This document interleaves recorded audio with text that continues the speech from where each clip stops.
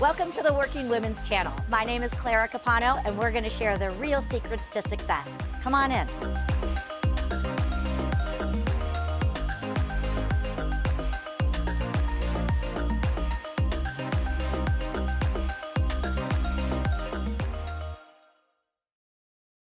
Hello, everyone, and welcome back to another episode of the Working Women's Channel. I am your host, Clara Capano, and today we are going to be focused on finding our joy in life, which is always there, even if we sometimes cannot see it. And today I am just so excited and honored to have one of my dear friends, Marini, here with us. And she is coming in from the Florida area. So Lori, welcome. Thanks so much for being here with us. Oh, thank you so much. The honor is truly mine. I would do anything for you. You know that. You're so sweet. So we met, a few years ago, kind of doing some book collaborations together, and we have done some other things, but on the same speaking stages together. But why don't you just briefly sort of introduce yourself to the group here and let us know a little bit about you? Oh, sure. So in a previous life, I was a physician assistant in pathology, which means that I'm a tumor expert. And I've spent over 20 years working with cancer. And then I was diagnosed with cancer, and then that led me to some trauma that ultimately shifted my life. And now I'm a master life and wellness coach, and I support women in just really empowering themselves and living their best life. Love it. Fantastic. Well, I know we are going to have a really great episode today, and there's so many things that I want to talk with you about. But, the whole point of this show is just to remind women that no matter what we are going through, one, we are not alone, and two, there is always way to the other side. And we know that the road to success and the road to getting where we want to go is not always paved in gold. And sometimes life loves to slap us upside the head. So I think I know what you're going to be sharing with us. But can you think about a time where, you sort of had to, maybe take a step back and where life didn't go how you planned and how you still maintain showing up every day? Oh, I love this question because if you know me personally, you know that I am prepared. I am like the Girl Scout who was never a Girl Scout, right? So I knew exactly what I wanted my life to look like. I knew exactly, everything was in place. I was working a 9 to 5, well, more like a 12-hour day, but you know what I mean? In healthcare, I had been in the same place for almost 15 years. I also was working what I called my retirement job. So I set myself up to transition into being a professor at one of the local colleges. So I had my house by the beach. Like I was living life according to how I wanted it. And I was putting all the pieces in place. And then one day I had an opportunity to go back to a prominent place in Boston. And I was like, well, I have everything set up now. Why am I going to do this? And so I really doubted it. I turned the job down 3 times. So if you hear anything of this conversation is the universe is going to keep putting things in your way, like pay attention. So literally I was having coffee with a friend and I'm like, I don't know. I think maybe I should consider going back to Boston. And I had an email drafted where it said, okay, I accept the position.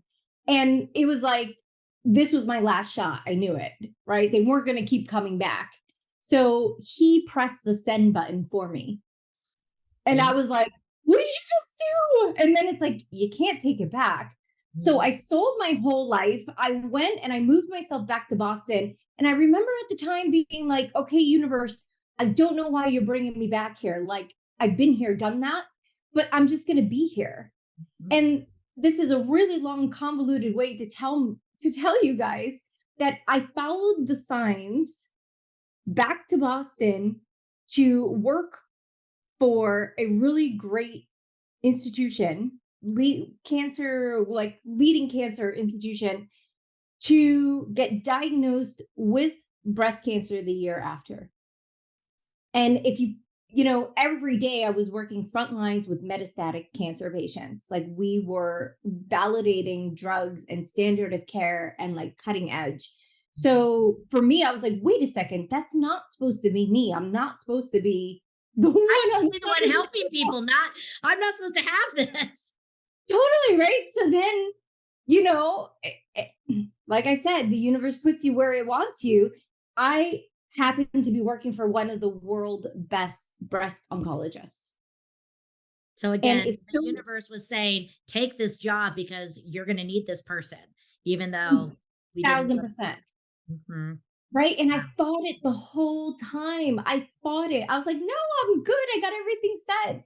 And like, I look back now that if I didn't take that opportunity and really set myself up to win my battle that I had no idea was coming, right? Because like I made one call to my boss and like he had everything set up and I was in surgery within 2 weeks, Yeah. right? Like it was like I didn't even know what was happening in my life. And that to me was that defining moment of cut it out, start taking care of yourself, stop working long hours, stop worrying about everybody else, put yourself first.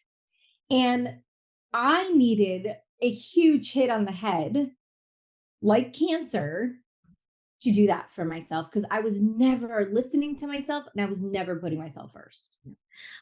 Now, I would love your thoughts on this, but my thoughts on this is that oftentimes that's exactly what needs to happen is most of us do not listen. And it's unfortunate because again, we don't want these big things to happen. But why do you think it is that we, drive ourselves so much and we don't listen to these signs until it's too late?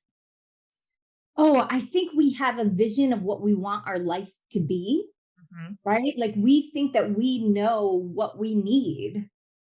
But the funny part is that things are going to show up for you Mhm. along the lines of what you want, Yeah. but they may not look like the way that you want them to. And we get caught in that like vision of what we want to create and not look for the opportunities that are actually in front of us. Yeah. And I know that I am definitely, I have faced this on my own. And, it's so true. It's like it'll keep coming back to you until you're ready to really face it. And, this concept of sometimes we have to surrender and lean into it can be so challenging for us because that also means that sometimes we have to give up control or give up control of that pretty picture, even though we don't know what the other picture is going to look like and trust. And it's really hard. Exactly. It's the fear of the unknown, right? Like if you're working towards something because you always said, okay, I'm going to be married by the time I'm 25, I'm going to have kids by the time that I'm 30, I'm going to be working such and such, making such and such amount of money, living in this town with a white picket fence. Right? We have these dreams when we're young that Mhm. we bring along with us that sometimes are no longer in alignment with who we are as an adult. Exactly, exactly. So I want to just back up it for a moment, if you don't mind, and talk about cancer, because obviously you are in this world where you are working with now your peers, kind of because you are a patient as well, and how you know it can just take so much out of you. Cancer sucks. I mean, there's no way around it. And, how do you keep showing up? Because being on the front line, the patients coming to the office need you to be positive, need you to be like, no, we're going to tackle this and we're going to get through it. And you're like, my life is falling apart. I'm going through this too. I don't feel well today. How did you muster up the energy to even show up each day and do what you needed to do for the others, all while still taking care of yourself?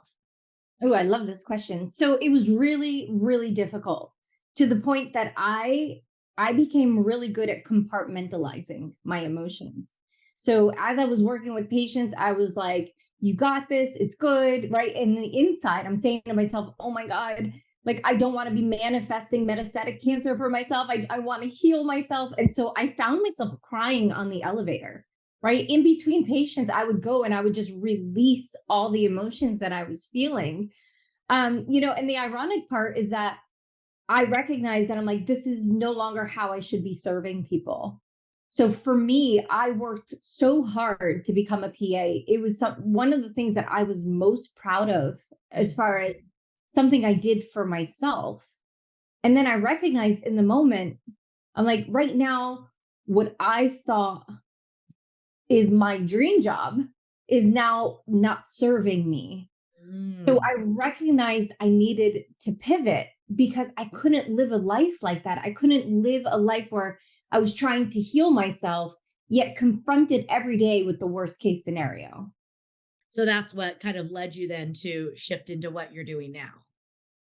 Yeah, so I recognized if I felt so confronted, if I was having such a hard time, and I had, gosh, 10 years of education and, 20 years of experience on this specific topic, then how the heck does anybody else get through it?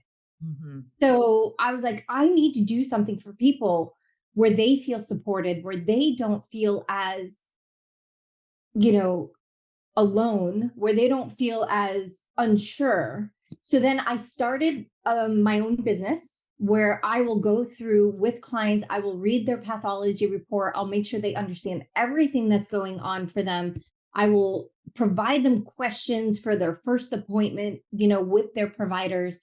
And then they'll come back to me, they'll tell me what treatment, and like, I don't play with the treatment because I want them to understand, okay, this is what this medication does, this is what this medication does. And that way they are empowered Mhm. to really go down that path and feel comfortable. Yeah. And also we talk. Yeah. I love that so much because I think that, first of all, everybody is going to have a different perspective and a different experience with it, and their families too. And I think that there are so many things that, questions that they don't know what to ask, and here it is as somebody that they can go to that's going to say, these are the things you need to know, even though you don't you need to know them yet. And again, being very real with them about it so that you can, better prepare them and prepare their family, but come from a place of, again, love and support with them. And I think that that is just such a beautiful thing because, it's almost kind of like a mentor. Again, it's not a great situation, but again, to have somebody that, can be there to really guide you through it and help you prepare for it, I think is just extremely, beneficial to so many. And it's a whole different world. And part of the problem is the way that our healthcare system is set up now. It's so convoluted and so complicated that, I feel really bad for the providers for the fact that they sometimes forget they need to dumb it down for some people. And I don't mean that in a bad way. I just mean like they don't use the normal language, Mhm. right? Like my parents are from Italy. Like I have to attend every appointment with them because they don't understand half of the words that they're being said, and it's not their fault, No, right? it's different when you're in the clinical situation versus a normal person. And again, being able to have someone that, speaks to them on their language, and Exactly. again, just makes it more real. So Exactly. I want to ask you, it's easy to say, I wish I would have. It's easy to say, I ran myself into the ground. I didn't take care of myself. I put myself last. And it's easy to sit back and say, well, if I could do it all over again, I would have taken more vacations and doing those things. But the reality is, there are so many of us out there, and we are still running on the hamster wheel. And even though it's easy to say, I need to make time for myself, the reality is, we don't know how. So if you could rewind time, knowing that you had your long days, knowing that you still wanted to put in the quality work that you were doing, how would you have made it work to take care of yourself so that women who are watching you now, who are running on that hamster wheel, can maybe see just something to bring in a little bit of that into their world? Ooh, I love this. So if I could go back in time, I would manage my emotions differently. All right. Tell me more about that. It wasn't the amount of time that it spent at work. It wasn't the activities that I was doing, right? So I was eating clean. I was working out 6 days a week. Like I was a crazy CrossFit girl, right? Like I was in the best shape of my life. I went to all of my appointments and I did my own self exams. I had no family history. There was no reason for me on paper to show up with four masses on my left. Like there was no reason that I just happened to find on my mammogram, right? Mhm. It was by chance after I had gone to my primary care physician and she felt me up, right? And she didn't feel anything. So the only thing that I could pinpoint it to was really managing my emotions. I took everything personally. I strived to have everything be perfect. I would um, just really not let stuff go. I wasn't surrounding myself with the right people, right? I was just not taking care of myself emotionally. So I felt like part of it was my environment. I worked in a white boys club, right?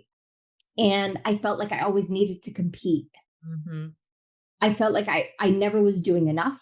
I felt like I was being misunderstood, right? I'm sure this resonates with a lot of people, right? Like, so I put myself in a position where before they could even ask me something, I made sure that everything was in place. I put all my ducks in a row and I was really hard on myself. Yeah. Now, and I'm so glad you're bringing this up because I think so many people are going to sit there and say to themselves, "Well, yeah, I'm doing all the right things too. I'm drinking water, I'm eating healthy, I'm going to the gym 5 days a week." But we have to understand it's more than that. Yeah. Again, it's hanging on to, oh, I can't go to sleep until the dishes are put away.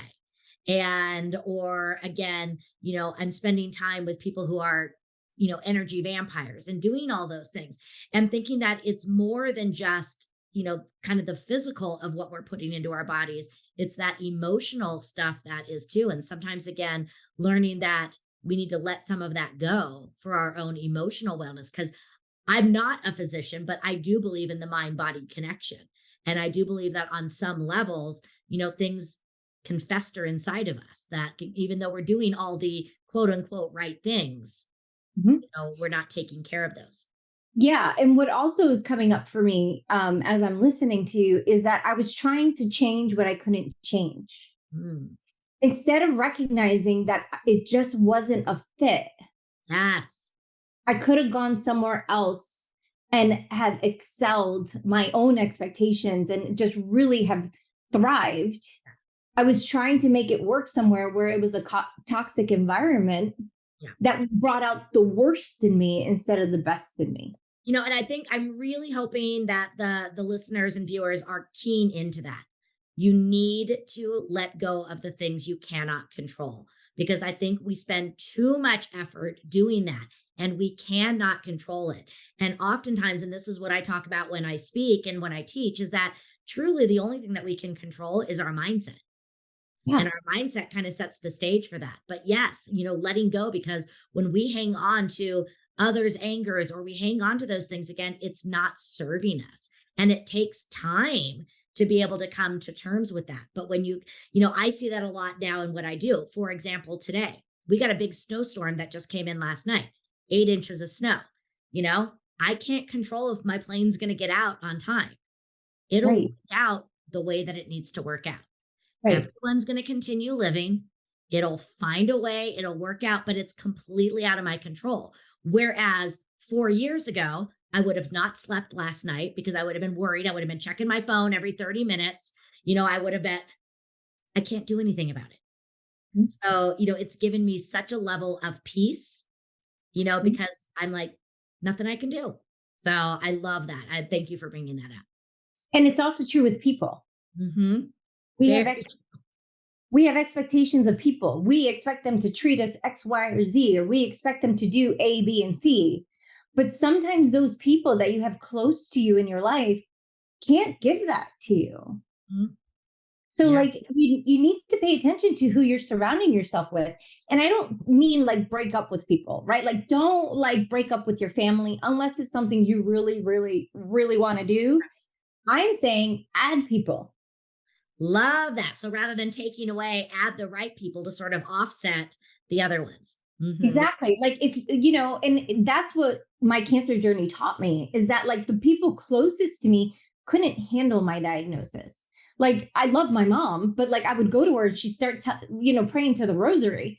And I'm like, "Mom, that's not what I need right now. I need you to just like right? Like I'm still here. Like I haven't Yeah. died yet, right?" And so I know that I can't share certain things with her because it throws her in a spiral. So Right. I had to add other people where I'm like, okay, this is what I'm dealing with. This is how I'm feeling. Like, help. Hmm. And have it be okay that certain people in your life are not going to be able to handle certain things. Yeah, I love that. And I love the idea of rather than just simply cutting people out, again, know what they can and can't do, but then replace them with other people. So that's fantastic. So you've Exactly. been on this amazing journey, some hard times, but also some lessons learned. So let's talk about the next chapter. So what is next for Lori? Oh, I love this question because I'm so excited. So I am. I've worked so long with my cancer concierge, which is what I like to call it, supporting people as they're going through their journey. And then I realized I'm like, okay, so when that journey is over, we're kind of left on our own, right? The resources you have are gone away. And what's next? You're not the same person you were at the beginning. You're not the same person that you thought you were. What the dreams and the hopes and the wishes that you had before are different now. And a lot of us are like, okay, I've been there, done that. Forget about that. I want to create something new. Yeah. So I have started a new program, which is a monthly membership that I walk people through every facet of their life. We do one on one coaching, group coaching. I have tons of resources available, and it's called the Joy Program. And it's really taking people from where you are now and, you know, putting things in action instead of waiting for the someday and doing it with the support of a community. And I Right. am Yeah. so Someday is not a day of the week, right? right. And I'm so excited about it because the transformations that are happening with people that are really stepping into their power Mhm. through this community has been just really amazing. Yeah, and I love how you're looking at, different areas of their world, but then you're also, offering to do it one-on-one, but then also again bring the community because I think that there is so much strength when we start sharing our stories and start working together. Yeah, absolutely. Like we need a tribe and we need the right tribe. We need to surround ourselves by the right people. Um, and that's why like I said, add these people. Yeah, I love They that. they will show up for you for sure. Absolutely. And we're going to have all your contact information and all the information where they can find out more about your programs if they want to join on with you. But I wanted to, start to bring this together and, say if you could have, one message, to kind of spread to not just today's woman, but tomorrow's woman, what would be a message that you want to leave with our listeners and viewers today? Oh, I love this. I would say as a woman, we have so much on our shoulders, right? Guys tend to brush stuff off. We're really intuitive and how do I want to say this? Let me give you an example. I have a I have a male dog who's super chill. He doesn't care about much. He just shows up and he's like, "Hi, mom." Mhm. And then I have a female, Lucy, who is like, what's going on? What's happening? Where do I need to be? How do I need to go? What do I need? Where's the food? Where's this? Where's that? And like, she cannot chill. Right. And it wasn't until I got her that I realized I'm like, this is women sometimes. We Yeah. feel that we have to be responsible for everything, that we have to be aware of our surroundings. I think it's by nature, it's instinctual for us, right? It's like when we walk down a dark alley, as women, we're always looking over our shoulders, whereas men are like, whatever, right? So if you remember anything about this conversation, is that you don't have to do it all. Yeah. Love it. Do the things that light your soul on fire. Mhm. Do the things that will bring out the best in you because sometimes we take responsibility for doing things that don't bring out the best in us. Mhm. And Absolutely. that's not a way to live. I love it. Well, Lori, thank you so much for being here and sharing your story with us. Really just went over some great things about, understanding that we need to surround ourselves, with the right things. And we need to make sure that we are, again, living in joy for what we're doing. And then also, again, I love that nugget of being able to let go of the things that we cannot control. And that when we can, live and just really appreciate what is around us, and again, do the things that really light us up, that's how we're going to be able to maintain that quality of life and leave the mark that we know we can leave. So, Lori, thank you so much for being here and sharing time with us today. Thank you so much. And to all of you following, thanks for being here for another episode of the Working Women's Channel. I am Clara Capano. Remember, you can follow all of these on our podcast stations and also on my YouTube page, Moments of Clarity. And remember, live in your joy. Light yourself up every day and make sure that you are giving your best to yourself first and foremost. So we'll see you next time.